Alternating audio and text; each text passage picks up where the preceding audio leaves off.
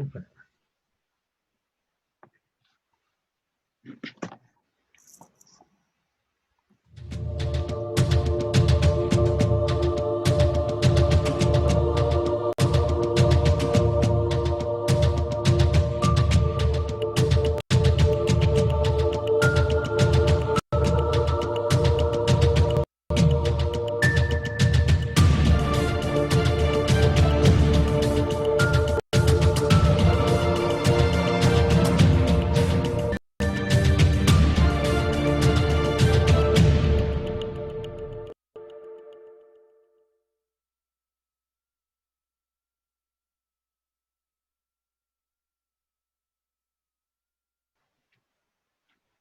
We're live.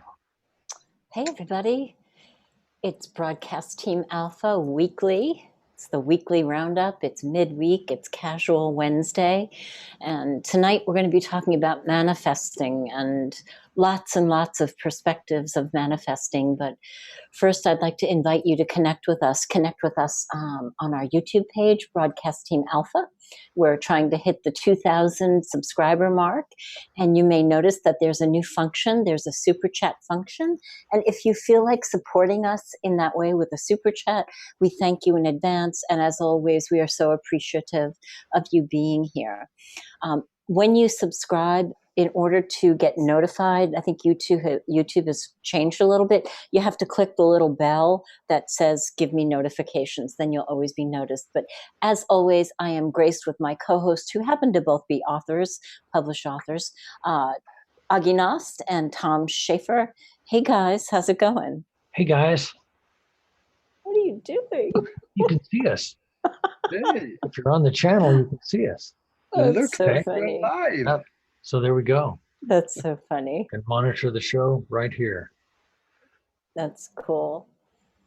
So it's Red Shirt Wednesday. It is. So are we all going to get blown up at once? What's going to happen? Because the red shirts, something exciting always happens with the red shirts. Oh, that's only if you manifest it. Yeah. That's right.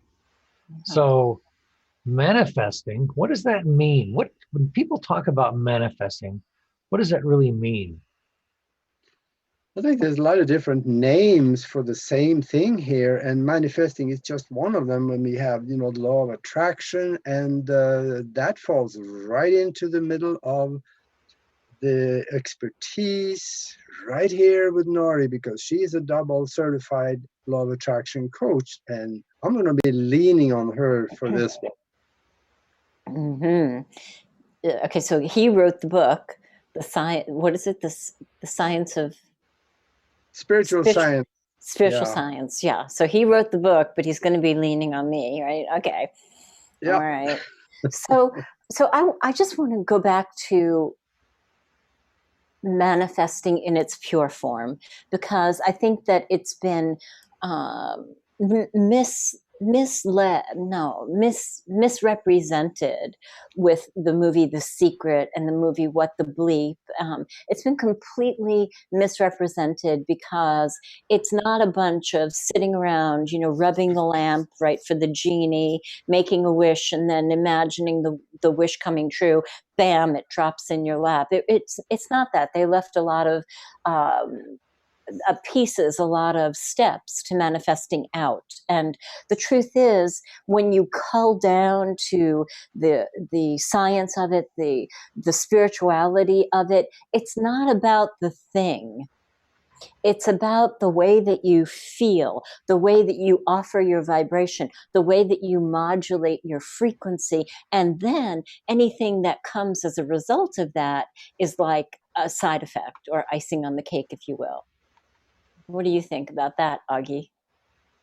Well, I think you're right on spot. And I think this is probably one of the reasons why a lot of prayer don't really work, because they're just not doing it right, or using the right language. Let's say that you want something, and let's say that you want it from someone, and that someone is in Bulgaria. Let's compare to that. When you go and ask that person in Bulgaria something, you probably should speak to that person in Bulgarian, don't you think? Well, if we ask something here, being physical, we ask for something from the universal consciousness outside of the physical, we should use the language of what is easily understood outside of the physical. And it's not English, it's not Bulgarian. It is a language of emotion, vivid, colorful pictures, gratitude for already having it, even though we may not in the physical yet, and also love. And these kinds of things, that's the spiritual language. And I think we should be thinking and experiencing it while we are asking. And also another thing that I think would be a good thing to do, explain to that universal consciousness what we would do for the rest of mankind if we had what we want. How would it benefit the rest of the world or the universal consciousness if we received what we would want, because they could also participate in us having it. Like a bribe. Is it like it's like work. extortion, right? Yeah. It's universal extortion. Is that what it is? I don't like that word. I'm just kidding. So, okay, so I have a question. Many of us are manifesting by default. Even Yep. when we think we're doing what you said to do, we get something else. So oftentimes we're manifesting by default. So we're not using love or gratitude, or we're possibly using vivid pictures. But how do you think that works, Aage? Well, I would think that in a mind-created universe, whatever is in our mind is what we're going to have in our life. So if we ask for something that is really big, and then afterwards you think, well, yeah, that felt good, but it probably won't happen anyway. It's gone. I don't think that's going to happen if you're thinking of it that way.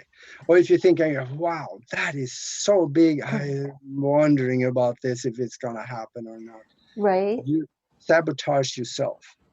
Okay, so you're still talking about the conscious practice of manifesting, the conscious practice of practicing law of attraction, or quantum mechanics, if you will, Yeah. right?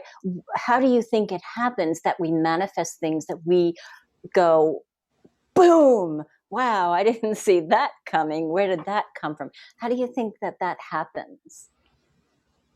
I think somewhere, let's say that somebody has a car accident. Somewhere in their mental fabric, mental or spiritual fabric, they allowed for that to happen. They may have been afraid of it at one time, and that could have been a strong feeling. Feeling is very important to this process. And if we are afraid of something, we start drawing it to us, because the subconscious said, gee, that's a lot of emotion in that one. That sounds like they really want that. So let's go to work That's on it. why I think that's why when you hear people say, let's don't put that out there, that's actually a very good statement to say sometimes. Let's don't put that out there. Finally. Let's don't put that out there. How much kind of made me think too casually, like, okay, well, yeah, all right, whatever. But actually, if based on what you're talking about, that's exactly what we need to do. Yeah. All right. So how do you envision this happening? I mean, I know I have a way that I envision it, that's, kind of user friendly. Aage, you're talking about a couple of things. I hear you saying mind created universe and the subconscious mind, and how do you see that happening? Like, if you could paint a picture of how that works, like the signal goes out to the unit, like what does that look like? Oh boy, now I got to reach into that scientific part of my brain again, because you just said Didn't you manifest that? universe. Huh? Yeah, you manifested that by what you said before the show. Yeah. In a mind-created universe, everything past, present, and future that has ever been thought of, created, or manifested somewhere is sitting in that soup of creation over here somewhere. It's everywhere, but I'm just using it as a prop here over there. And when we are afraid of something, or we wonder, yeah, I want that to happen for mankind or for yourself or someone, something, when you thought of it, you put it into that soup of creation and you can go retrieve it. And it has a process of coming back into the physical. It may take a while, it may not be the time as it shows up in the physical is kind of a wild card. But if it's in the soup, we can draw it back to us. And fear is a very strong emotion. So the universal consciousness must look at that and say, wow, that is strong emotion there. I think they really want that. So we're going to go to work on that and see if we can help them out. I want to do a shout out to the chat room, and shout out to Philip Quinn, Desmond Techie. Thank you. Margaret Parker. Well, I was getting to her, Margaret. We all put red shirts on tonight because we knew you're going to be here. Big shout out to Belle, our biggest fan, and my sister Pat, and my dog Beanie. And sorry, okay, I got carried away. So, Tom, what do you think? How do you think manifesting works? Because we all have a different perspective. I believe that everything, I think there's total validity to what you guys are saying, because it's one of these things that I guess, and I mentioned this before we went on the air, on kind of our little pre-production moment, is that what I want to know is, it seems like you get this hit or miss, and this process of refinement seems to be a little bit, I need some clarity on that. What are some ways we can kind of improve our manifesting? That's a good question. And so the way that I envision it, and the way that we've heard people talk about it, and manifestation and the law of attraction is one of the 12 laws of the universe. And it's not, I know people can I'm speaking to the chat room, people can tailor it to be used in witchcraft, as Margaret said, but really, if you look at it from an energetic perspective, everything is energy. We live in an energetic, vibrational universe. Right. And if you consider that our thoughts, the signals that we put out, are like radio waves. They're like radio waves. You put them out, and when they synchronize, that's probably too complicated. So for the sake of the conversation, let's pretend that the universe is an energetic relay station that empowers the signals that it receives. So we launch our signal.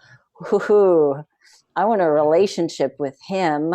We launch that signal, and it goes out, and it's passionate and it's vibrant, and the universe goes, oh, look, there's a signal from Nori. And the universe is neutral. The universe does not discern good or bad, right or wrong. The universe, the relay station, just always says yes. And it's going to deliver what is carried in my signal that I put out to it. So the universe says, there's Nori wanting a relationship. Yes, more of that. Now, if I'm not specific about the kind of relationship that I want, and if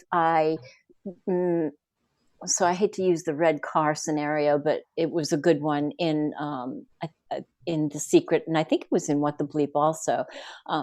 If you say, and I actually did this in the beginning, if you say you want a red car, you have to be specific and feel the one that you want. So I did say I want a red car, and I was actually practicing it with the steps of manifesting, back in the day. And what happened one day, I went out for a walk, and on the Greenway there was a little red Matchbox car. True story.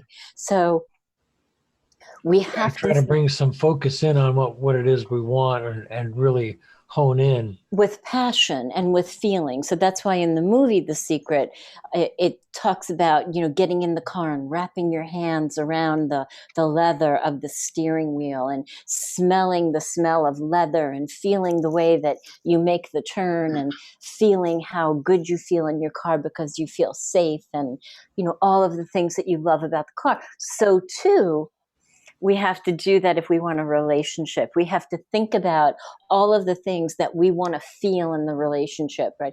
I want to feel, you know, mutual attraction and mutual appreciation, and there's laughter, and right, you go into all of those things that you want. Otherwise, you can create by default.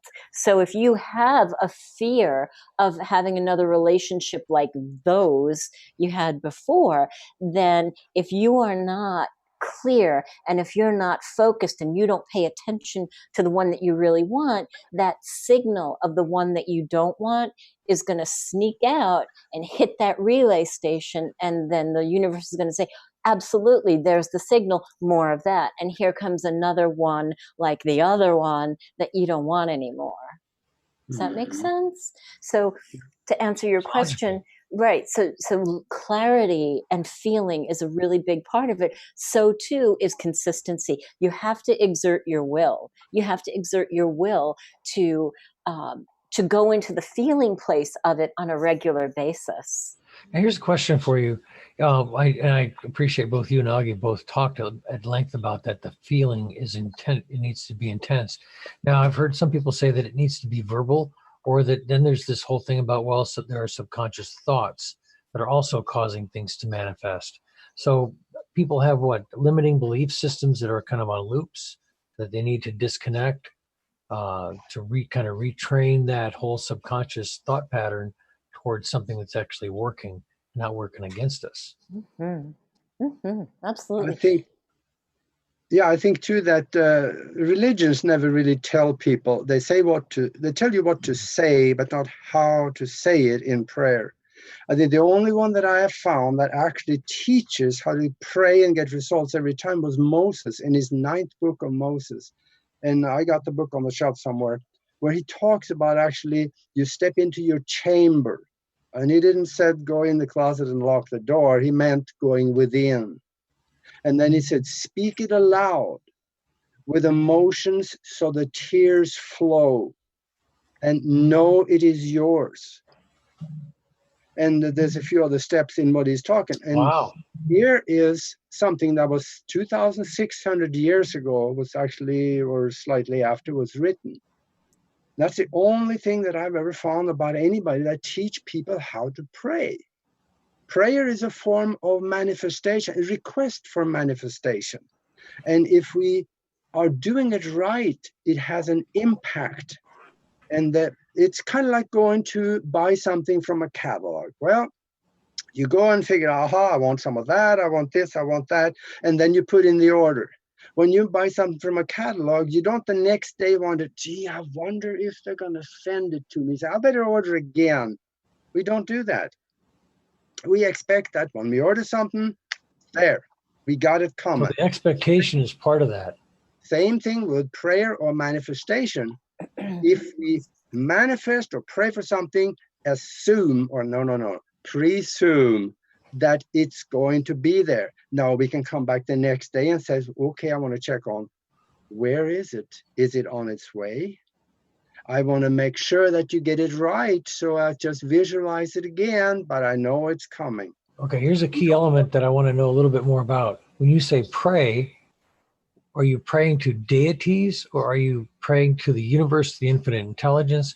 Where are you directing this prayer at, and how does that sound? Maybe give an example of what that might sound like. Well, okay. What you might be saying in that kind of a proper prayer. What would a proper prayer sound like? Well, you brought us there. Okay. It's all on your shoulder, whatever comes here.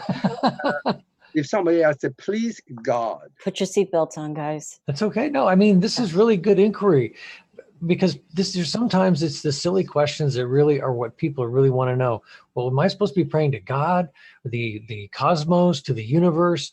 Who am I supposed to be Right. praying to? So What's that look like can I in do real a spirituality? disclaimer? I just Yeah. want to do a disclaimer. So we are not theologians. We are not pastors or Right. ministers. We are talking about the verbiage and the experience of using what people can relate to as prayer for the purpose of talking about manifestation.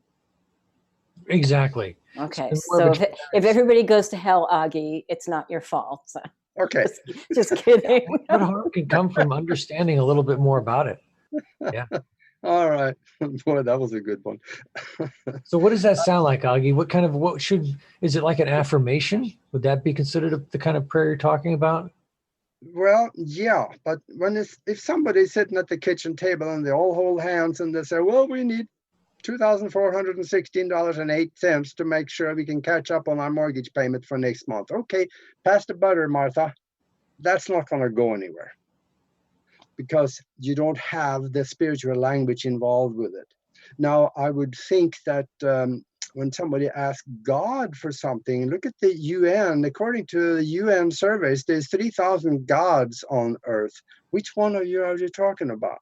So The word let's God, talk about, can we talk about the one for manifesting? Sorry to yeah, interrupt, but yeah. Yeah, Okay. absolutely. He's building a case, though. I like it. All right. yeah. So Oh. talk about God, well, that is an individual thing. So and people do that a lot. They say, please God, and then don't even know what they're thinking about with God. So where is that going to go? I don't think that will go anywhere. It's the language of the emotion and the colorful pictures that goes with that image that's going to have an impact on the other side, that start reaching into the soup of creation and bringing that back into the physical. Maybe it's something we can do on more than just a structured moment, but maybe it's just there's times when I'll be driving and I just think, you know what, I'm a blessed man. I've really got a Yeah, lot of great stuff going on, and I think that's the kind of stuff that really kind of counts, that goes out and yeah. then comes back, and then I get more blessing. It's just, you know. So Very, I'm sorry. No, please go ahead. continue. No, I insist you continue. No, it's like you said, Tom, it's very important to feel gratitude for what you have, because then you raise your vibration so you are better suited to communicate with the rest of the universe. Gratitude is a very strong emotion, and I do that every day. I feel very blessed for what I have. I have good friends. I have a home. I have interesting things that I do every day. I'm able to help people and understanding some of the things that they are wondering about. This is all things that I feel very blessed for having. So So in that light, that is a form of prayer, then, wouldn't it be? You're putting Yes, something out into the universe that is of such a high positive nature. So then the reflection that would come back would be the same then. absolutely. but you They get, have to you have to be clear, and you have to have. So Tom, you're talking about intention, whether it's prayer or whether you call it intention or whether you call it affirmation. And to address the chat room, absolutely, you can pray for other people.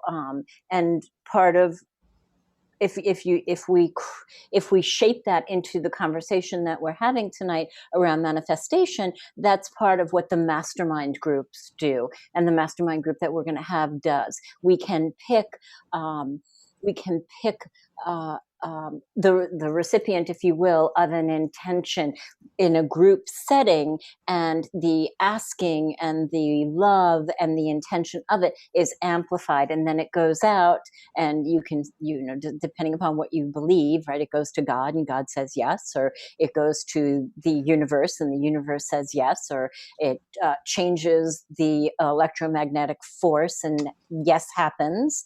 um, I was um, exactly going to speak to that.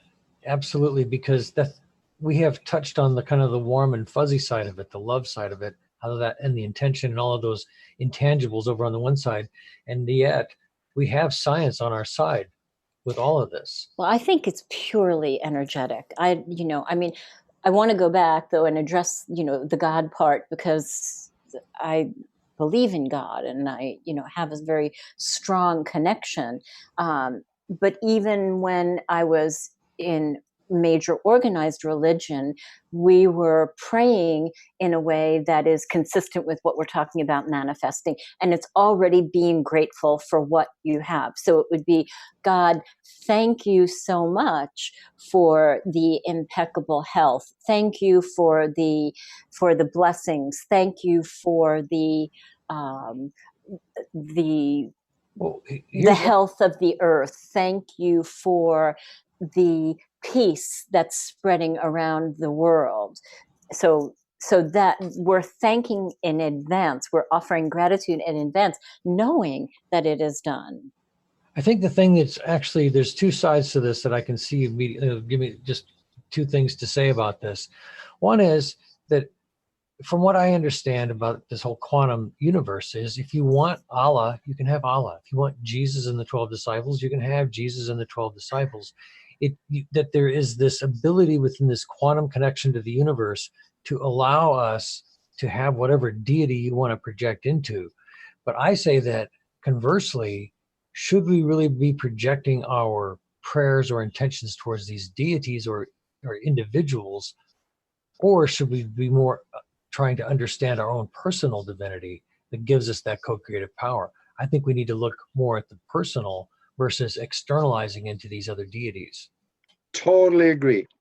Absolutely. So I Because think, yeah, go ahead, Aage. No, we are the ones that is connecting with that universal source. We don't have to go to the middleman, like saying so and so deity over there. Would you take care of it for me? No. We are the ones that is making that connection. I think so. I think by externalizing to other deities, we reduce our own connection that is at the same level as those supposed deities. That all we have to do is learn how to realize that we are those deities. We just don't know it, or have forgotten it, or whatever happened. We just haven't learned it and what it really means to be, to kind of let your inner deity come out, because evidently that's what we've been given. If I understand all this correctly. We're a spark of the Creator expressing on the planet. Right. That's the way that I explain it. We're a spark of the Creator expressing on the planet. And we came here to express ourselves. So the limiting beliefs and the fears and the, as Daniel Winter said today, the resistance to spin, right, which is fear, holds us back from expressing that pure, beautiful part of us. So that's why I'm a little bit, and I don't want to offend anybody that wants to hold a position in deities of any kind, if that's what they feel comfortable with, because the quantum universe allows for that. It's just that I think really what we missed was the personal understanding, our own personal spark, what the real energetic components are and how to get there. That to me, like actually Daniel was talking about that today, about increasing our auras. So check out the interview that we have on the channel, because this guy, you're going to need to rewind it and listen about 10 times to what he talked about today in reference to that. So, but I think it's important. We need to not worship. And this is what I've heard from some of these people that have been whistleblowers in the secret space program. They said that the ETs know that humans have this propensity towards worshiping beings that are higher than they are. We turned into immediate super fans.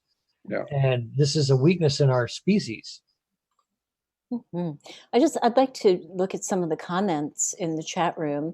Margaret said, hi. Hi, Margaret. Hello. Philip Quinn said, don't give bad thoughts, thought energy. So some of the most powerful manifestors that I've seen didn't even know the word manifestation, like the lunch lady at school who said, oh, from my lips to God's ear, and it always happened. And she didn't let, people in her family speak negatively, and she was a powerful manifester.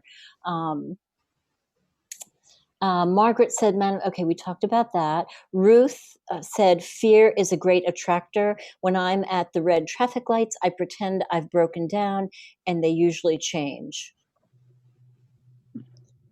So that's interesting. Maybe you could explain that more.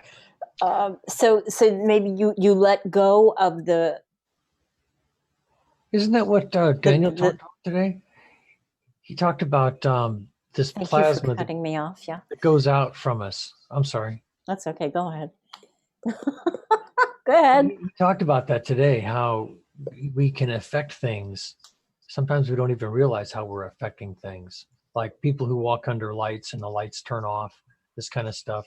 These plasma in our aura that can affect things. Mm-hmm. Yeah, Absolutely. street lights do that.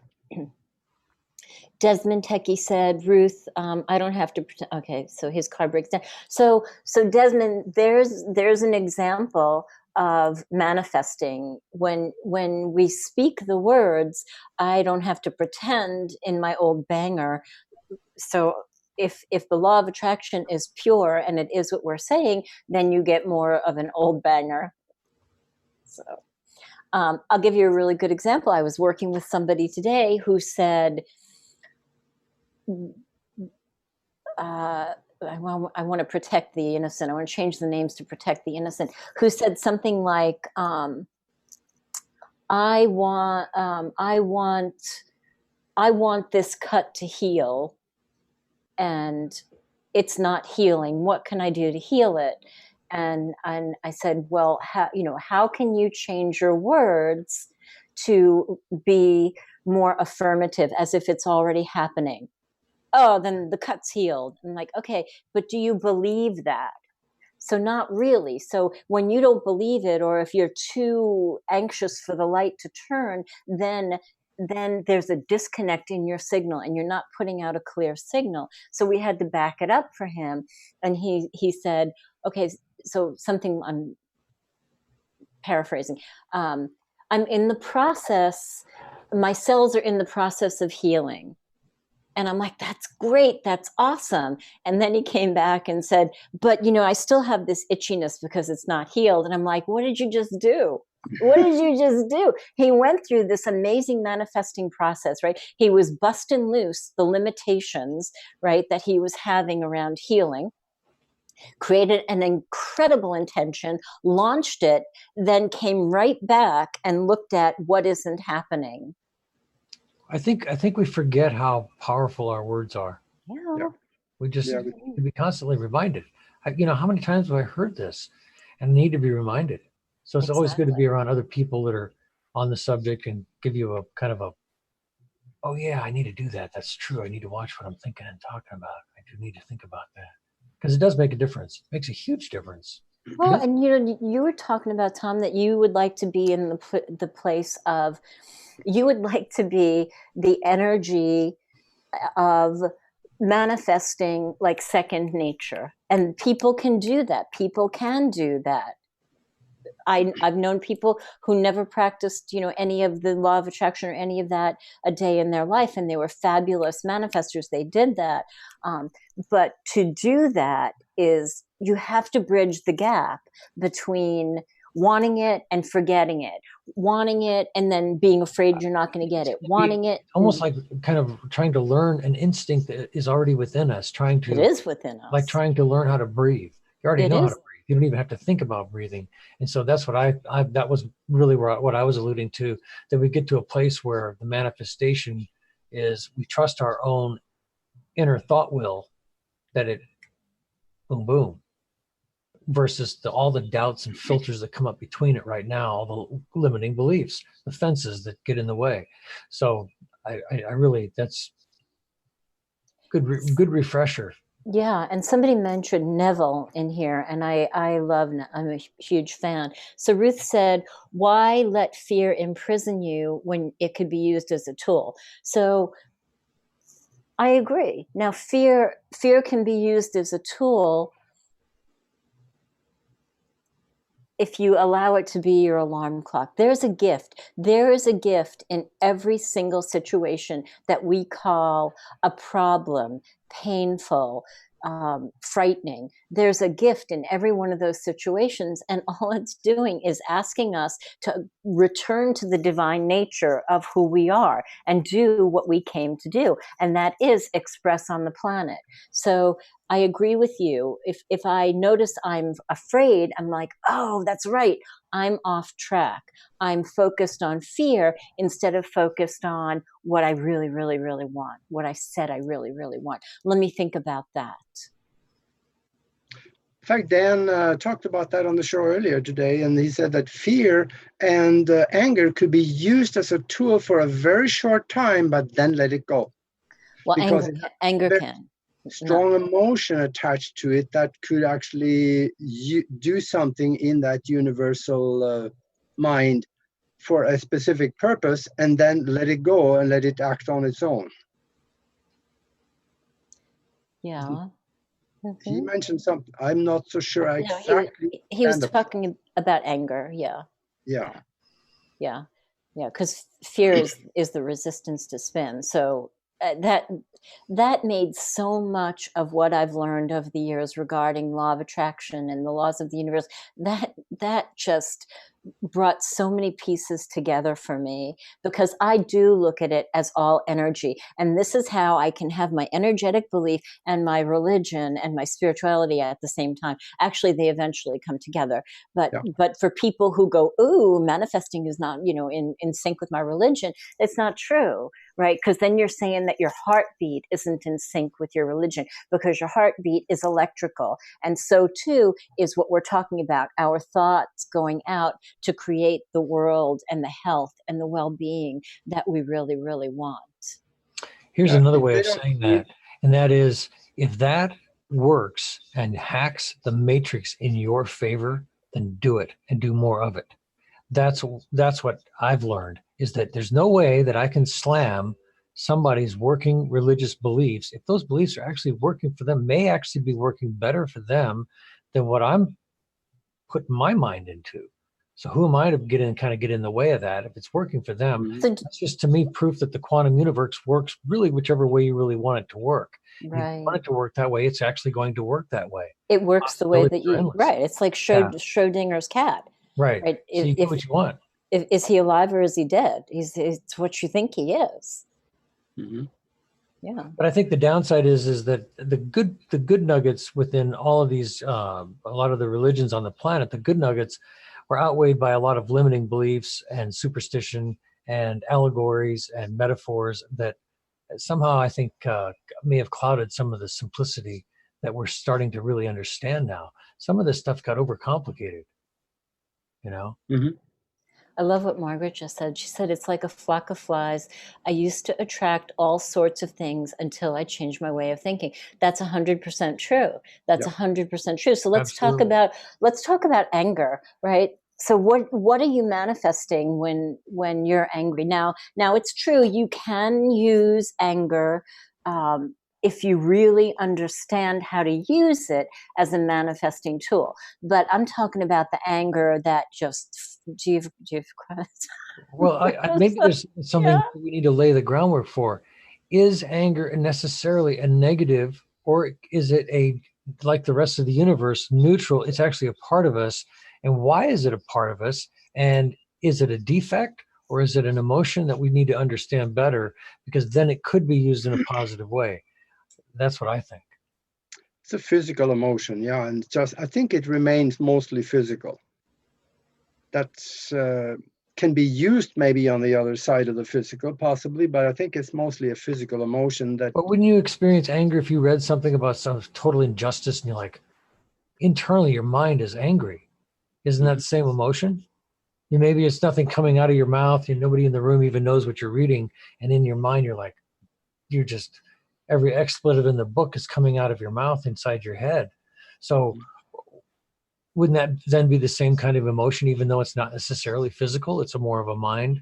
Well, yeah, I mean, and it's never just physical, because we're not just a physical being. But if you consider that we have so many, energy coins that we can put forth for either our own good or for the good of people, So if I'm going to take one of my coins and I'm going to go, look at all the injustice in this world. Now, this was a coin that could have gone to positive intentions or love or some other kind of an intention for well-being for people. But I'm going to take that coin and I'm going to throw it in anger. It doesn't do anybody any good. It's actually a little bit destructive because of what that vibration does to ourselves. There's nothing noble about getting angry about injustice. Well, I'm just saying we experience these emotions. Now, what I'm trying to say is, do we look at these emotions that seem to have a negative affect to them, anger? Do we see these as defects in the human genome? Is this something we need to get rooted out? There is no defect. Or was it given to us as a means of informing us or helping us express what anger really is? Generally, I would say, if you're going to be angry, let it be righteous indignation. So there it is again. That's a judgment. That's a judgment. And what happens is when you're philosophizing or trying to define whether it's good or bad or right or wrong, all you're doing is taking yourself out of the place of where you're not manifesting. You're taking yourself out of the sweet spot where you could be manifesting. And instead, you're just cogitating on things. And what are you cogitating on? Like, I have righteous indignation. So the universe is going to say, oh, look, Tom's saying righteous indignation. So can I finish my thought, please? So the universe says, oh, Tom wants righteous indignation. Here you go. Here's a ton more of that. And then all you can notice is things that make you feel righteous indignation. Mm-hmm. So you call that into you. Righteous indignation according to who? That is according to you, and it comes back in your terms because you set the terms. Okay, gotcha. That makes sense. Yeah. Another thing in manifestation, though, is that a lot of people, if they ask for something, they want it right now. In fact, if they had their way, they have it yesterday by noon. But time is a wild card. And when you ask for something in manifesting, clocks don't work outside of the physical. It doesn't exist because there is no time and space as we know it. But there are things that you can circumvent that wild card, and that is that, let's say you ask for something to happen, but instead of asking for, well, I want it by December 24th. Well, no, that don't cut it, but make it a time-coded event, because the universe understands time-coded events. Like Christmas party, I want this to be happening by Christmas. I want it to be happening by New Year. My birthday party, and then you see and visualize everybody involved enjoying it with you. But that's another comment that I wanted to throw in the middle of it all. Boy, they got quiet. Well, that was quite a bit of information. I mean, sometimes I just like to kind of sit and just absorb it. I tend not to really agree with that because the universe knows. Well, okay, we don't know how quickly or how slowly that's going to come to us. Do we have a role to play with that? Absolutely. The more that we can stay in the vibration that is similar to the thing that we desire, then the more quickly we come and we go toward it and it comes toward us. But attachment to outcome, right, which is December 24th or the holiday party, can actually be a limiting belief that squeezes our energy and changes our vibration so that we're not really, really in sync with what we desire. So, releasing attachment to the outcome, right? Releasing attachment to the expectation. Now, you should have expectation like, oh my God, absolutely. I am whole, perfect, and complete. The universe loves me. God loves me more than anything. So you should have that kind of expectation, the kind of expectation little kids have like on Christmas Eve, like, oh, yeah, it's going to happen, right? That kind of expectation. But the hard nuts and bolts expectation actually kinks our energy off. Mm-hmm. I was thinking of it in terms of goal settings more so. Yeah, so I've had some amazing things happen that I didn't even expect, or was putting out there looking for a solution for, and solutions came that just utterly blew my mind. It was like nothing that I was like actively pursuing, and things came my way. Yeah. So Well, there's a, Explain that. there's a lot. somewhere in your mental and spiritual fabrics, you either deserved it or brought it to you. Yeah. So the chat room is talking about things like if a criminal threatens you and stuff like that. And, you know, I'm not really going to address that because I don't really want to put that energy forth. Yeah, but, I don't want to you go know, there either. yeah. So I want to talk about the lighter and the more beautiful aspects because, you know, when that happens, we will know how to react because our nervous system is going to kick in and adrenaline is going to flow and we're going to fight or we're going to fly. So that's kind of different, you know, and that's if you want to get into that kind of push and pull, you know, heady debate, which this really isn't about tonight. We're talking about manifesting. We're talking about one of the most beautiful laws of the universe. We're talking about how playing in your imagination can create things, how thinking about things like Augie said with feeling and color and love can shift, right, can shift a hurricane from coming toward Florida at a Cat 4, right? So that happened. That really happened. Or you can intend, you can send out the vibration for rain, right? For places that have not had rain in 6 months, 6 years.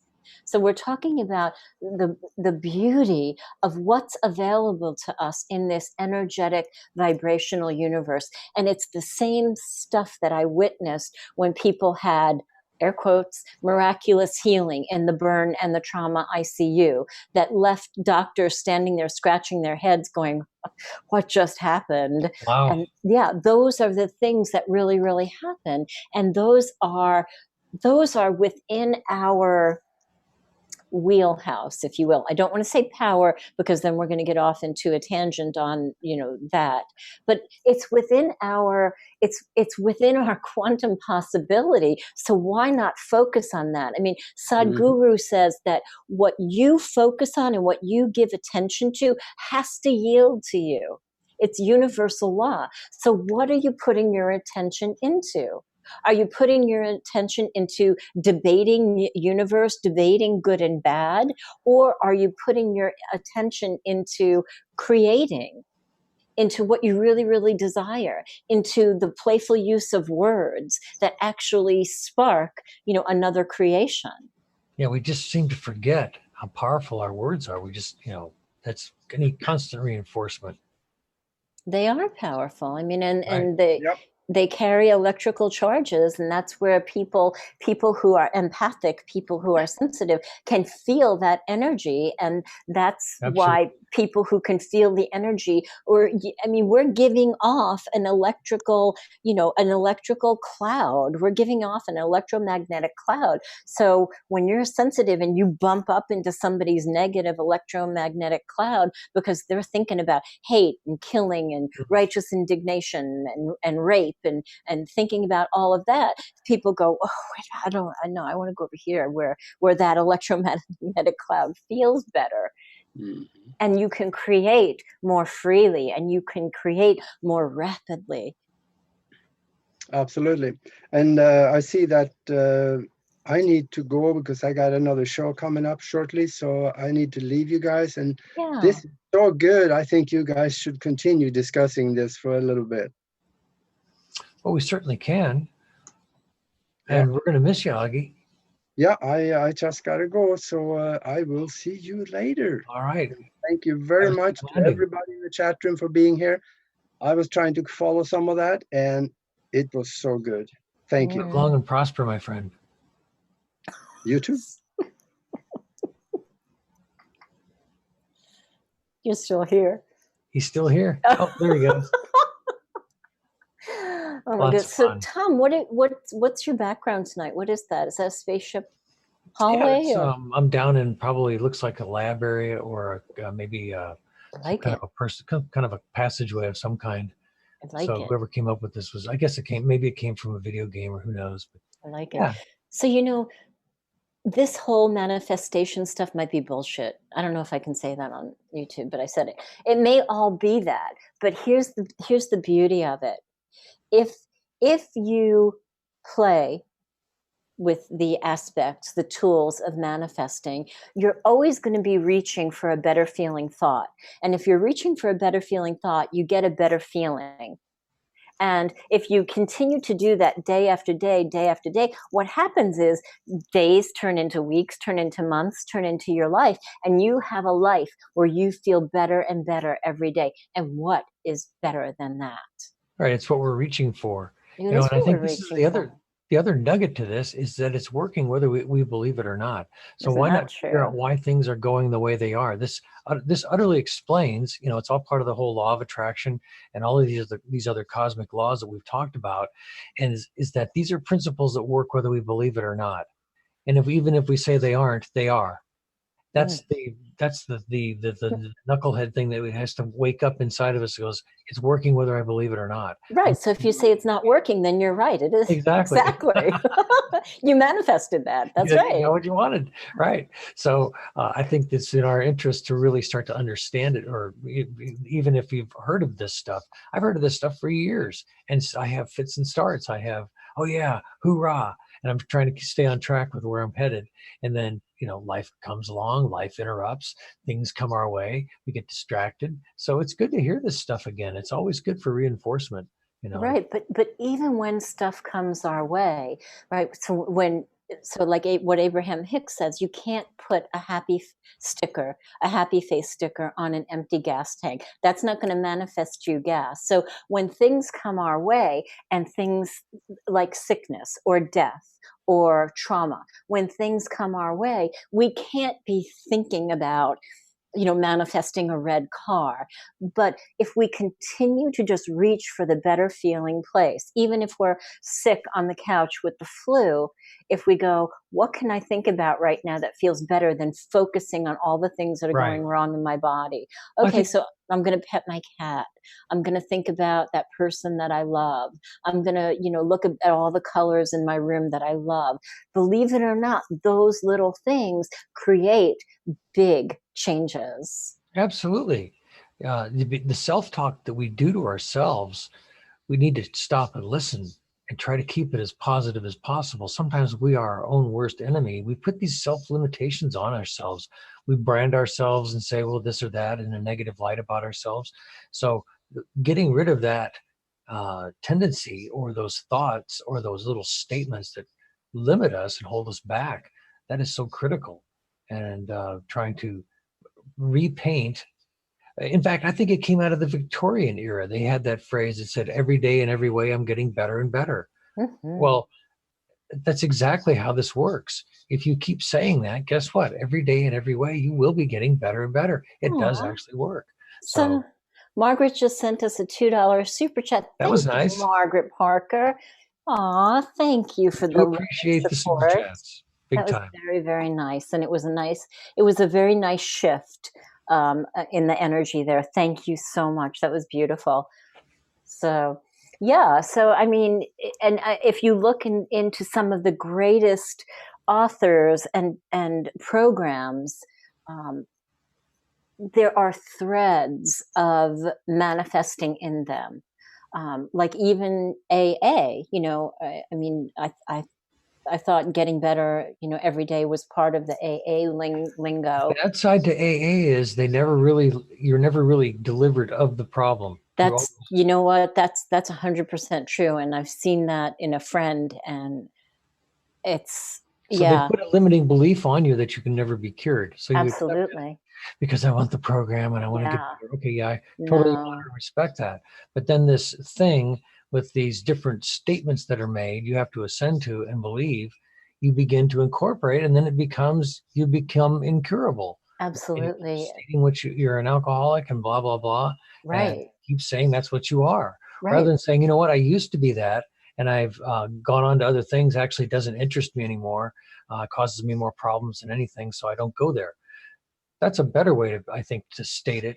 even if you're not successful with it initially, the more you say it, the more successful you're going to be with it.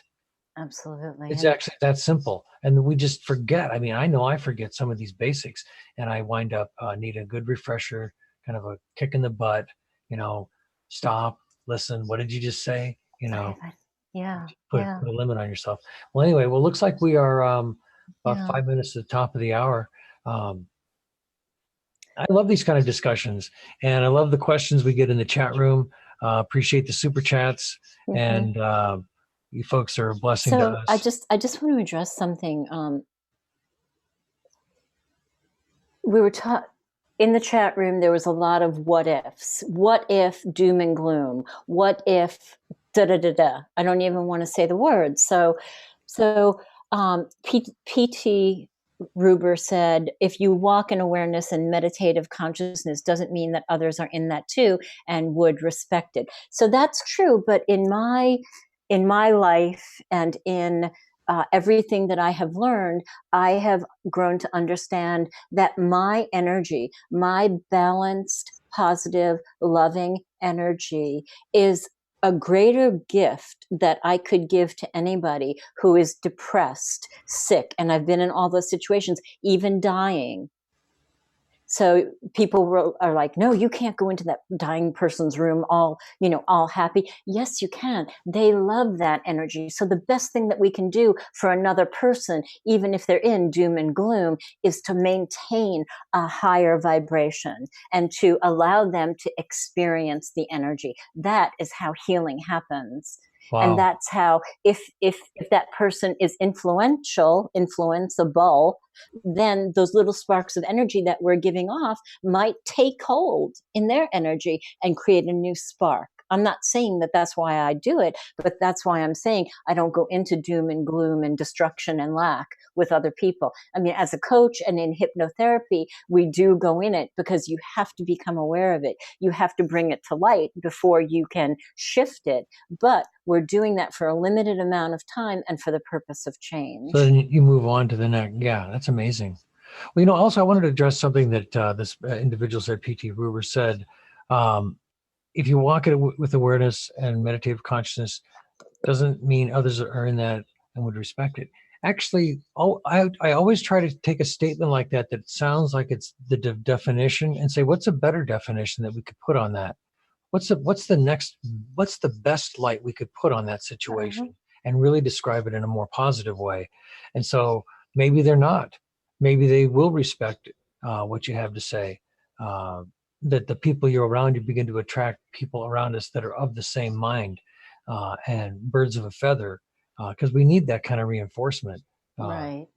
Because if you get around these negative influences, you will keep coming down. But put a more positive light on it, that you're going to be around people that have learned a few things in this realm. Yes. And it just came into mind.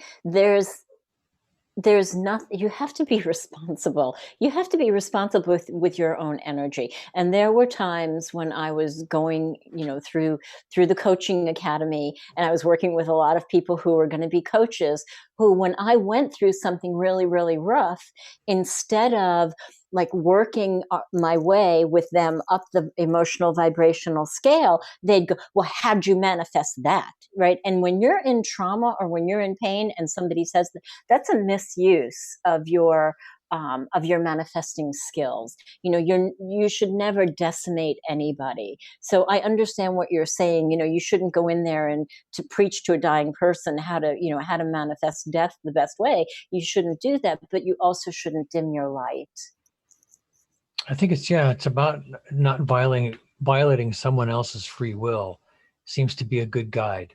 And so if our higher wisdom will violate someone else who's going through a particular experience, it's life or death, who are we? I mean, we should try to be respectful if we're getting into that realm of somebody else's life. Yeah. I don't know how you can violate somebody's free. Well, I guess I do, but That would be pretty dramatic. Dump So on somebody. If you dump on somebody, your higher wisdom, so to speak, by going with some kind of arrogance and, you know what, sir, you're in the middle of dying. Just so you know, there are some steps. If you could just change your exactly. really Yeah. push that whole thing out in a really big explosion. Yeah.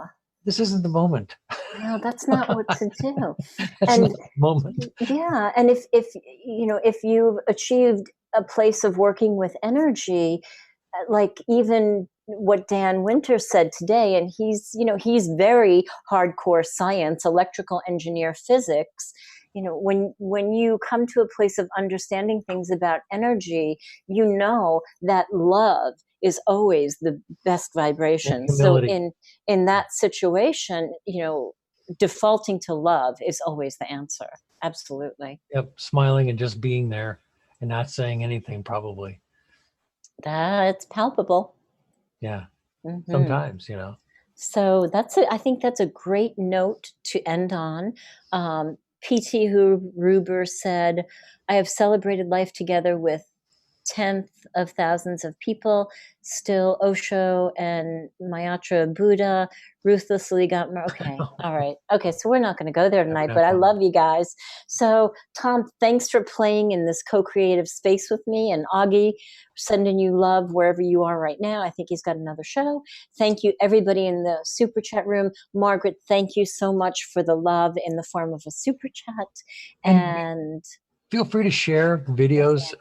Take a look at that video we did earlier today. Oh, seriously. Daniel Winter. There's so much in there. You're going to want to rewind it. I'm going to have to listen to it about 4 or 5 times just to kind of get the basics of what this guy's talking about. Definitely worth rewinds.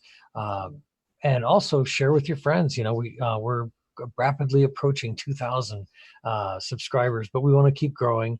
And if there's anything you'd like us to cover or suggestions, we've got contact points on the website. We've got contact on the channel. Whatever you need, you can get a hold of us. And maybe there's an area you'd like us to maybe find a guest that you haven't heard, or who could answer some questions in some of these areas that we're just students. We'd love to get these kind of people on. So check out that Daniel Winter interview. Absolutely. And some of the other ones we've got. Robert Wagner talks about lucid dreaming. That was another fascinating conversation. Jordan Maxwell. Oh my gosh, yes. So we've got a lot of stuff on the channel. So Kami Cookie Monster said that Daniel Winter blew her mind. Yeah, totally. I mean, same here. We're sitting here going, okay. Exactly. We're like, wow. And what he speaks about is based in science. Oh my gosh. Right. How do you feel so authoritative about this? And he answered the question. So good. So it's definitely in your purview to go check out the interview. Definitely a good one for the books. It was very, I would say, epic, as some people would say. Epic is a really, really good word. It was epic. It was great. I mean, like, wow. And he's such a gentle creature. He just emanates a very cool vibe. So check that out. I'm sure that stays with the essence of the interview. Right, but that's the basis of his work. His vibration is the basis of his work. He knows. The empathy, the empathic connection. He explains all that in this interview, and we're like, wow. And why not to get angry? Yeah, absolutely. How it's just an energetic movement you don't want to make. Yeah. So. All right. Thank you, guys. Really good stuff. Push the button. Push the button. We'll see you next week with a brand new show. All right. See you guys later. Bye.